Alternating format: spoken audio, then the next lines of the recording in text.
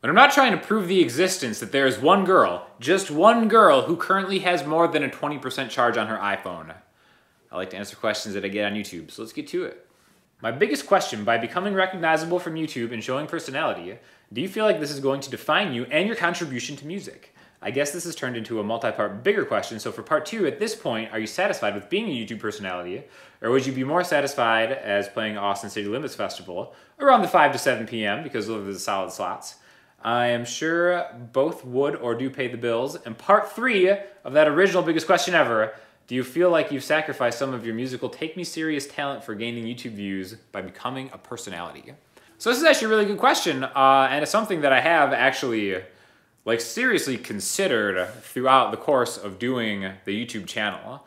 And as far as the music goes, I don't feel like I've really sacrificed the integrity of the seriousness by being kind of a personality or whatever on YouTube, but it definitely is something that I'm always kind of thoughtful about.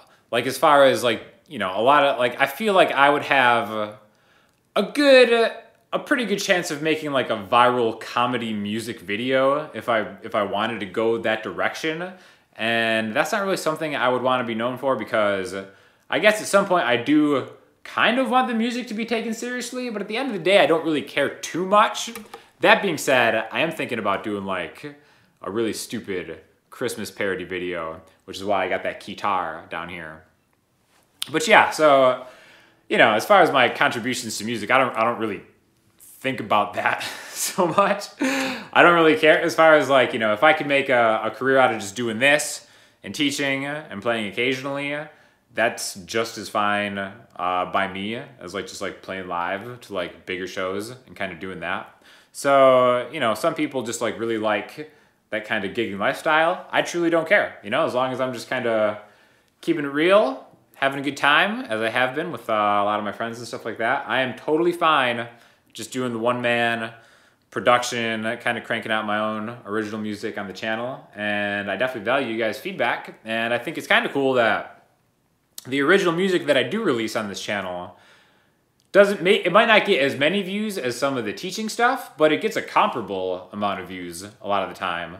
So I feel really good about that. And if I'm typecast as just a teacher or whatever, that's awesome.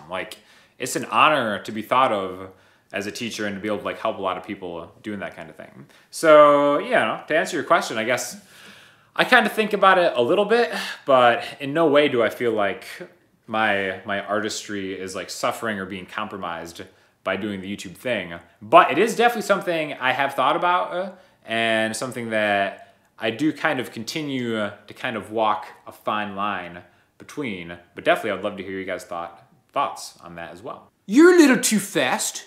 It would have been nice for you to slow down and show how you did your triplets, because you're too busy trying to look cool. I do love the guitar, I will get it down, but you're not the best teacher out there. Okay, but far from being a good one, because you're too fast and you skip the most important stuff on that riff, doing the triplets. Too fast, people don't understand. I think I do. Either you're being a dick, or you're just not really doing it to piss me off. Now I know 2 types of guitar people. The ones that don't want you to get it all, or the ones that will show and help. Right now, I'm kind of pissed. The audacity to think that I would make a YouTube video to specifically piss you off. And to not slow down the triplets enough. I don't know. Apparently I've been told that you can watch these videos on half speed, and I look and sound even more stoned than a lot of you already think I am. But anyways, that's a very self-serving Salty Blues comment of the week, which I enjoyed a lot. So thank you very much. Question: is a chord diatonic or non-diatonic for a particular melody line the only choice, or is there any chance that any other chord can take its position? So if I understand the question correctly, it's you have a chord, right? And we'll just use an example of an F major chord. And let's say the melody line for a song or something is going to be a C note to a D note. Okay? Now, if you're maybe adding words to a chord progression that you have, this is a really important thing to kind of go over and to kind of understand. So if we're in the key of F, all right? We've got this C to a D. C, D, C, D. Maybe that's where a vocalist or something is gonna try to put a note on. And we gotta pick the next chord for where that D note is gonna sit, okay? So we've already established that the C is gonna go over the F chord. What is gonna be the chord that you pick in that key to have that D note, okay? There are 3 obvious choices because there are only 3 triads in the key of F, major or minor, that have a D in it, where it's either the 1, the 3, or the 5, okay? So maybe the first thing you can think of is where is D the 1? Where is D the root note in a chord?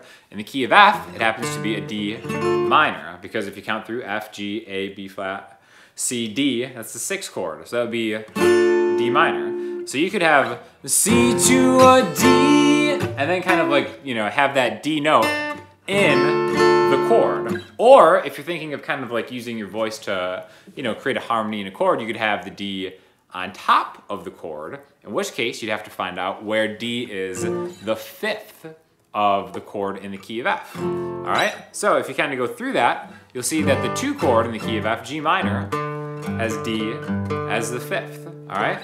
The other option would be the 4 chord.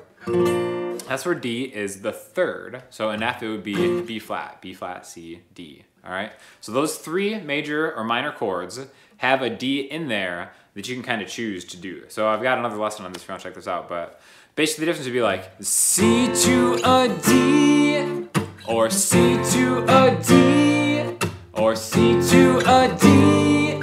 And either way, you know, that might influence what direction you take it. Now you can get as extended as you want. You could have it where D is the 7th note in a chord, and that would be like E minor 7 flat 5. C to a D. Now there's a lot of different places you can choose, but it really just depends on your creativity and kind of knowing the chords in a key and where you can kind of put that note. You could even add it to, you could add a D to an F chord if you wanted to, but it's really just kind of about knowing a bunch of chord voicings and being creative with your compositions. And that's why I think music theory is very helpful for that, because you'll never be stuck and you can kind of just cycle through and find out maybe what the best thing is, the best chord is to suit a melody either within or without going outside of a key. Hey Sean, something for the QA. When jamming, do you ever hit dry spots where you're left with basically nothing creative to come out of your mind? And do you have like a basic go-to move to keep the jam alive when you don't really get the flow? This is exactly why the minor pentatonic scale was invented. My default reaction to if I don't have anything creative to play, again, if you're in the key of C, you find the relative minor, which is always on the 6th, C, D, E, F, G, A. Just get into that A minor pentatonic shape and just... and then just start shredding blues licks or bathtub party licks or, you know, salty blues licks, whatever you want to do. Get in that minor pentatonic thing and then just have at it. Because that's what I always do. If I ever have nothing to go on, slide into that minor pentatonic, have your way with it, and exit.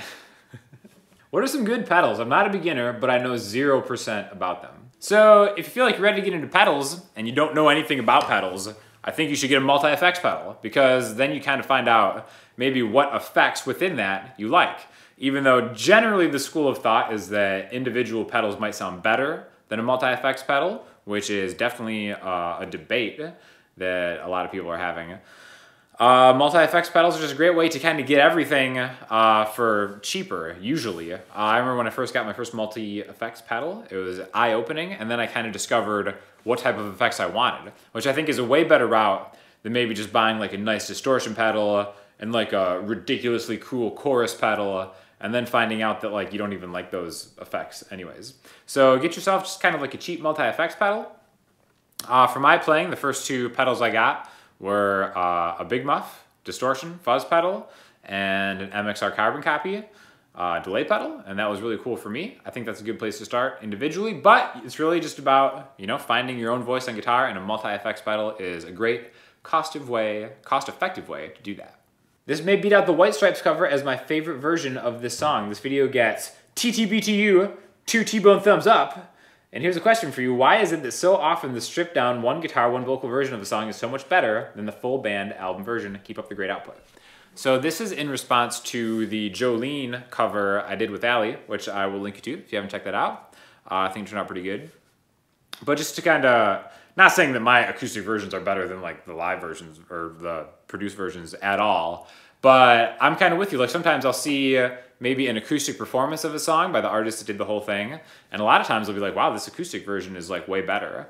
And I think one of the things that I've learned from kind of breaking down and making versions, acoustic versions of songs that I really like and performing it with these different singers, is that sometimes I feel like kind of breaking down the chords of a song and focusing in on the lyrics, I get a much better sense of the song than I had just listening to a produced version. So I think especially for artists that kind of do acoustic versions of their stuff, I think it's really just kind of like an intimate way to relay the actual meaning of the song, and just kind of like the way it's played when you don't have like the layers of production.